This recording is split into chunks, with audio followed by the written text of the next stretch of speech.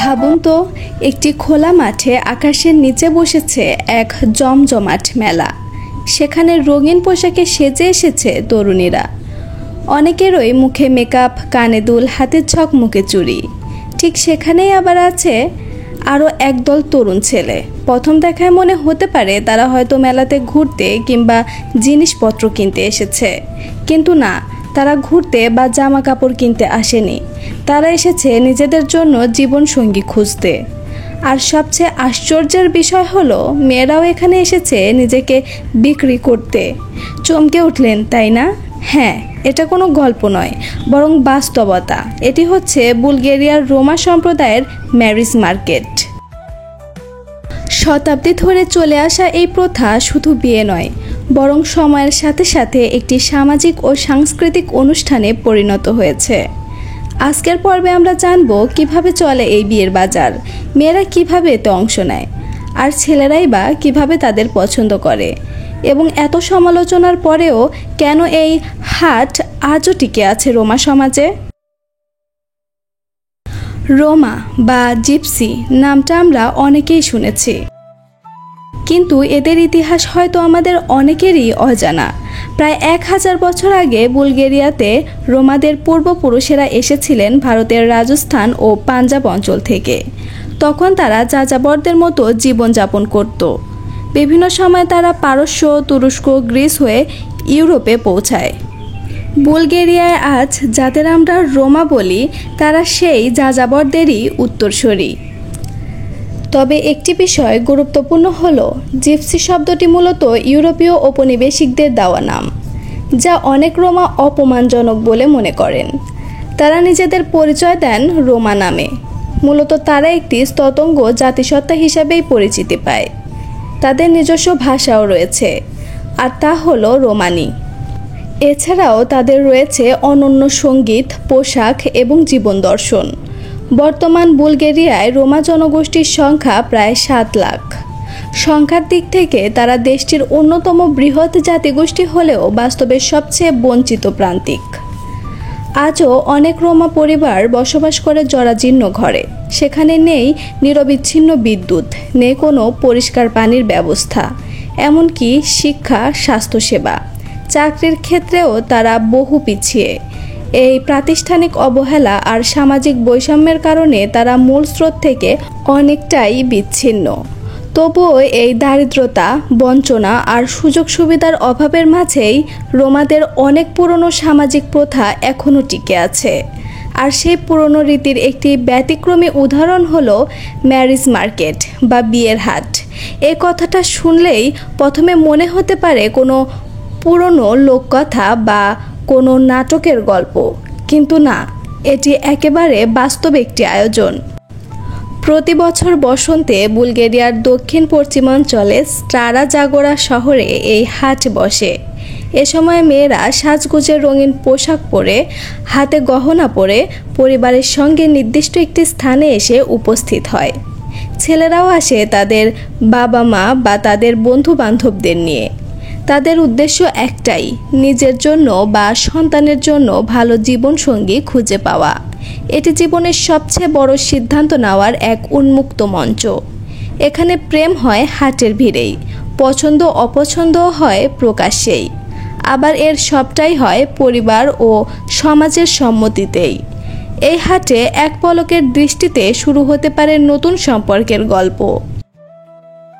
কখনো চোখে চোখ পড়তেই গড়ে ওঠে বোঝাপড়া, কখনো বা দীর্ঘ আলোচনার পর সিদ্ধান্তে পৌঁছায় দুই পক্ষ। এমনকি অনেক সময় আলোচনায় চলে আসে দেনমোহরের অঙ্ক বা যৌতুকের পরিমাণও। জেনে অবাক হবেন, এই দিনটির জন্য প্রতিটি রোমা মেয়ে প্রায় বছর ভরে অপেক্ষা করে। অনেকেই ছোটবেলা থেকেই দেখে এসেছে মেয়েরা কিভাবে সেজেগুজে এই বিয়ের হাটের জন্য নিজেকে তৈরি করে। তাই প্রথমবার অংশ নিতে চাওয়া মেয়েদের চোখে থাকে উচ্ছ্বাস, ভয় আর অনেক অনেক স্বপ্ন।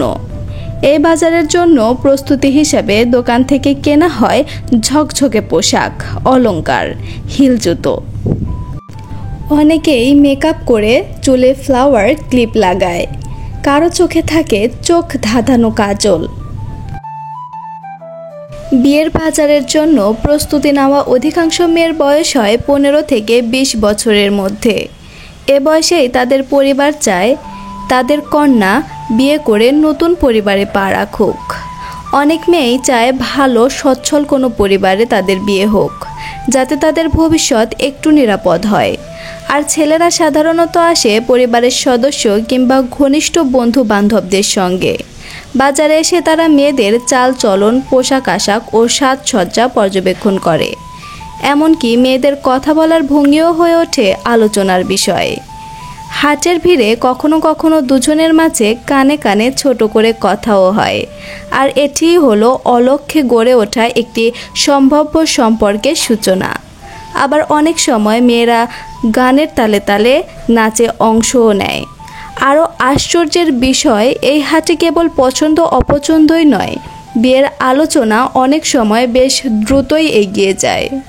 কিছু ক্ষেত্রে দেখা যায় বিয়ের আগেই একটি নির্দিষ্ট পরিমাণ টাকা লেনদেন হয়, আর একেই বলা হয় যৌতুক। তবে এটিকে শুধুমাত্র টাকার হিসেব নিকেশ বললে ভুল হবে। এই লেনদেন অনেক সময় দুই পরিবারের সামাজিক মর্যাদা, সম্পর্কের গভীরতা ও পারস্পরিক সমঝোতার প্রতীকও হয়ে ওঠে। যে মেয়ে দেখতে যত বেশি সুন্দর, তার দামও তত বেশি হয়। তবে এই বিয়ের হাটের আনন্দ আর উৎসবের আড়ালে লুকিয়ে থাকে গভীর অর্থনৈতিক চাপ। রোমা সমাজে এই অনুষ্ঠান শুধু একটি সামাজিক মিলন মেলা নয়, বরং অনেক পরিবারের জন্য বড় ধরনের আর্থিক চাপ। মেয়েদের পরিবার অনেক সময় এই বিশেষ দিনের জন্য ঋণ নেয়, কারণ সাজসজ্জা, পোশাক, গহনা এবং অন্যান্য আনুষঙ্গিক খরচ নিতান্তই কম নয়। তাই এই প্রথাটিকে ঘিরে ইউরোপ জুড়ে তীব্র বিতর্ক তৈরি হয়েছে। বহু ইউরোপীয় নাগরিক এই দৃশ্য দেখে বিস্ময়ে চোখ কপালে তোলেন। তাদের অনেকের কাছে এটি যেন একবিংশ শতাব্দীর বুকে দাঁড়িয়ে নারীদের পণ্যে রূপান্তরের উদাহরণ। কারো কারো ভাষায় এটি আধুনিক দাসত্বেরই আরেক রূপ, যেখানে মেয়েদের দাম হয়, পছন্দ অপছন্দ হয় জনসম্মুখে, আর জীবনের সবচেয়ে ব্যক্তিগত সিদ্ধান্তটি নেওয়া হয় একটি লেনদেনের মতো। কিন্তু রোমা সম্প্রদায়ের দৃষ্টিভঙ্গি ভিন্ন। তারা বলেন এটি তাদের সাংস্কৃতিক ঐতিহ্য, যা প্রজন্মের পর প্রজন্ম ধরে টিকে আছে। তাদের মতে বাহিরের কারো পক্ষে এই আয়োজনের আবেগ, সামাজিক কাঠামো কিংবা ঐতিহাসিক প্রেক্ষাপট পুরোপুরি বোঝা সম্ভব নয়। তাই বাহির থেকে দেখে একে সমালোচনা করা যেমন সহজ, তেমন ভুল বোঝার সম্ভাবনাও প্রবল। বিবিসি, ভাইস, আল জাজিরা সহ বহু আন্তর্জাতিক গণমাধ্যম এই ম্যারেজ মার্কেট নিয়ে রিপোর্ট করেছে। অনেক রিপোর্টে উঠে এসেছে সেই তরুণীদের জীবনের কঠিন বাস্তবতা, যেমন শিশু বয়সে বিয়ে, শিক্ষার অভাব কিংবা পারিবারিক চাপের সিদ্ধান্ত নেওয়ার গল্প। কারো কারো চোখে ছিল স্বপ্নভঙ্গের কান্না, আবার কারো মুখে ছিল নীরব সম্মতি। সব প্রতিবেদন শুধু নেতিবাচক আলোতেই আলোড়িত হয়নি। কিছু রিপোর্ট চেষ্টা করেছে এই বাজারের ভেতরের গল্পগুলোকে তুলে ধরতে, যেখানে মেয়েরা নিজেদের পছন্দে বিয়ের সিদ্ধান্ত নেয়, পরিবার পরস্পরের সঙ্গে যোগাযোগ গড়ে তোলে এবং রোমা সংস্কৃতির একটি বিশেষ অধ্যায় রক্ষা পায়। এমনও দেখা গেছে মেয়েরা নাচে গানে আত্মবিশ্বাসের সঙ্গে নিজেদের উপস্থাপন করছে, পরিবারকে পাশে রেখে নিজেদের জীবনসঙ্গী বেছে নিচ্ছে। তবে সময় বদলাচ্ছে। আধুনিকতার ছোঁয়ায় রোমা সমাজের তরুণ তরুণীদের ভাবনাতেও এসেছে পরিবর্তন। এখনকার রোমা মেয়েরা আগের মতো শুধু সংসার করার স্বপ্নে সীমাবদ্ধ নয়, তারা নিজেদের ভবিষ্যৎ নিজের হাতে গড়তে চায়। আবার অনেক তরুণী স্পষ্টভাবে এই আয়োজন থেকে নিজেকে দূরে রাখে। কেউ কেউ প্রতিবাদ করে, আবার কেউ নীরবে সরে দাঁড়ায়। তবে সব ক্ষেত্রেই গল্পটা এতটা সহজ নয়। পরিবার ও সমাজের চাপ, বিশেষ করে যেখানে সম্মান ও রীতি মিশে গেছে এক সূত্রে, সেখান থেকে বেরিয়ে আসা অনেকের পক্ষেই কঠিন হয়ে দাঁড়ায়।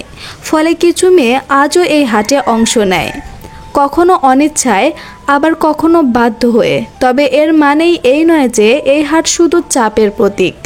কারো কারো কাছে এটি একটি উৎসব, একটি সামাজিক মিলন মেলা। সারা বছর আত্মীয় স্বজনদের সঙ্গে দেখা না হলেও এই আয়োজনের সময় সবাই একত্রিত হয়। গান বাজে, খাবার তৈরি হয়, পুরনো বন্ধুদের সঙ্গে আড্ডাও জমে ওঠে। অনেক তরুণী শুধু বিয়ের জন্যই নয়, বরং সংস্কৃতির অংশ হিসেবে পরিবারের পাশে দাঁড়াতে কিংবা নিজের উপস্থিতি প্রকাশ করতেই এই উৎসবে অংশ নেয়। নিশ্চিতভাবে রোমা জাতির ম্যারেজ মার্কেট আমাদের কাছে অদ্ভুত লাগতে পারে, কিন্তু তাদের সমাজের ভেতরে গেলে বোঝা যায় এটি এক দারিদ্র্যপীড়িত জনগোষ্ঠীর টিকে থাকার এক প্রথাগত উপায়, যেখানে বিয়ে শুধু সম্পর্ক নয়, বরং নিরাপত্তা ও সামাজিক স্থিতির প্রতীক। তবে সমালোচনা করতে গেলে আগে বোঝা দরকার যে সংস্কৃতি সবসময় সাদা কালো হয় না, কখনো কখনো তা হয় ধূসর, যেখানে প্রশ্ন, বেদনা, আশা আর বাস্তবতা একসঙ্গে মিশে থাকে। রোমা সমাজের এই ম্যারেজ মার্কেট তারই এক জটিল রূপ, যা একদিকে ঐতিহ্য, অন্যদিকে পরিবর্তনের টানাপোড়েন নিয়ে এগিয়ে চলছে। বিশ্বের নানা প্রান্তে ছড়িয়ে থাকা এমন জানা অজানা তথ্য জানতে সাবস্ক্রাইব করুন আমাদের চ্যানেল।